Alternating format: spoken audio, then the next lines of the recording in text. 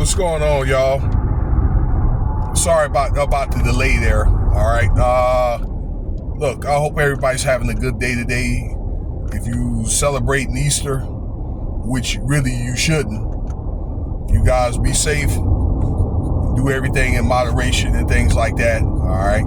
So just to let you know that your boy Yahshua, you know, some of y'all call him, many of them call him Jesus, did not die on Easter. Okay, he died on or around Passover, which they had last month, actually. That's neither here or there. That's a heavy topic. Nevertheless, we gonna get into your boy here, Sean Combs, P. Diddy, or Puff Daddy, or Love, however you want to call him. Well, old boy's in big trouble. You know, I've learned a lot about this case on, I don't know, the ins and outs. You know, a lot about Diddy that I thought I knew. But, you know, like when you hear the testimonies from, you know, I don't know, people that were like with his entourage, people that rap for him, people that produced and things like that, some of the women that he's dated, it's like, man, you know, this dude is something else. And he's not the only one. Well, look, he's got co-defendants. These are people that done that stuff with him. You know, the allegations that he's under right now, and he is innocent to proven guilty, which I think he's going to be proven guilty. But anyway, these are co-assailants that had flipped, and they are going to testify against him for like lesser time, okay, or maybe they can get off, you know, this case, okay, to be dismissed. And they signed what they call proffer agreements. So it's basically a statement that they're saying if they can testify against Diddy, then they won't be arrested. So it's kind of like you up for like immoral, what they call it, immorality, so to speak. Okay. Now, that being said, many of the assailants that did stuff with him, okay, that they were arrested on the low. They were arrested on the low, and they're probably like on house arrest, or some may have, I don't know, got off like on probation and that kind of thing. All right, provided they flipped on Diddy, or maybe they wrote some type of deposition under oath. One of the two. There's going to be some that's going to testify against Diddy in court. Okay, that kind of thing. It's a cold game, you know what I mean? It's a real cold game, but it's what it is, you know. It's kind of like a double-edged sword, right? It's one of the things you get to see really how people truly are about you. Okay, when you are caught up in a situation like Diddy did, but it's like really this is a situation really when something went down like what Diddy's doing. Nobody really wants to, you know, they really don't want to have that smoke, because a lot of them, they have families, they have, you know, reputations and things like that.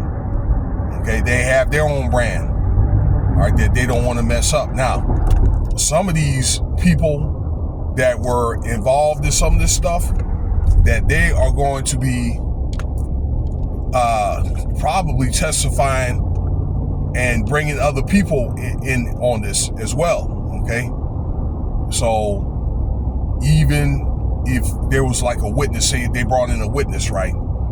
Okay, and being that they were there and they were going to freak offs and stuff like that, you would think that they were going to be a certain way.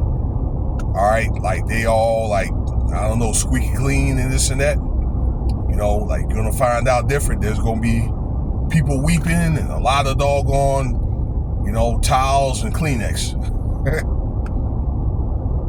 So, but it was one of the things where actually Diddy, he had like 3 or 4 cases that he beat over time. Okay, and he figured out, you know, a way to beat those cases. He thought about it. He got the right people, lawyers and things like that to battle those cases. He paid off, you know, people that he affected when he was wrong. Okay, paid off police, judges, you know, and it got to where I guess the FBI, they studied this case, this particular case, this RICO case here, and they probably said no more. They use all the stuff that he did to beat those cases and use it against them. Okay, and they said, you know what? You know, enough was enough. You know, that he's not going to beat this case. None of the witnesses are going to be tampered with and things like that. So that's why, ladies and gentlemen, no one actually got arrested other than Diddy that you heard about. It didn't become public. A lot of the witnesses, there were some that came out that may have been how can I say, a few of them did. A few of the alleged assailants, a few of them came out, things like that, but they wanted to protect the assailants and witnesses and things like that. They wanted to have many of the assailants to flip on Diddy and to protect the witnesses. All right. So that's why you really a lot of this information didn't come out public, because some of those guys were probably going to end up being missing and that kind of thing. Okay. If they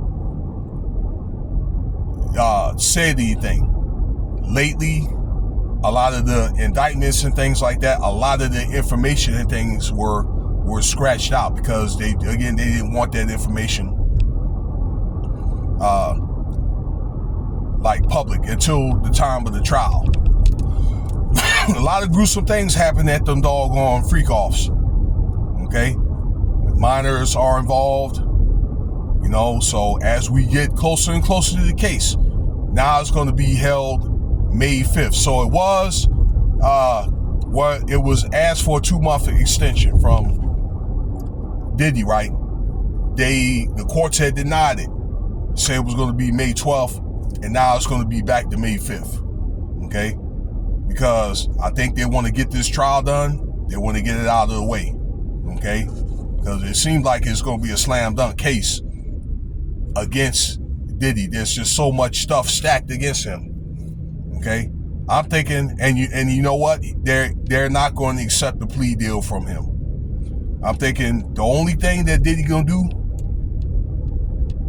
is he gonna have to drop a lot of names from people above him that nobody really knew about. I mean, he's done anyway. If he doesn't die in jail, somebody probably gonna get at him, if you know what I mean. So that's what I'm thinking he gonna do. Okay, this guy is capable of name dropping the whole industry, you know? So, you know, it's what it is. And they say, you know, everybody's going to be destroyed. I mean, but really, all you have to do is just look at the guest list, okay, that Jennifer Lopez's ex-husband had leaked out. Okay, everybody on that list is a suspect, you know? So, not saying that they did it, but, you know, probably between that, if any tapes come out in public, there's supposed to be over 2 terabytes. Okay, that's like 400 hours worth of stuff. You know, so we're gonna see as the trial comes out. It's gonna be a very interesting time. All right, I'm done. This is gonna be my time. Stay tuned for the next video. I'm gonna go out for a little while, maybe go to this little festival here and get some food. Cash App $Winston Spivey if you want to donate. Thank you for your time.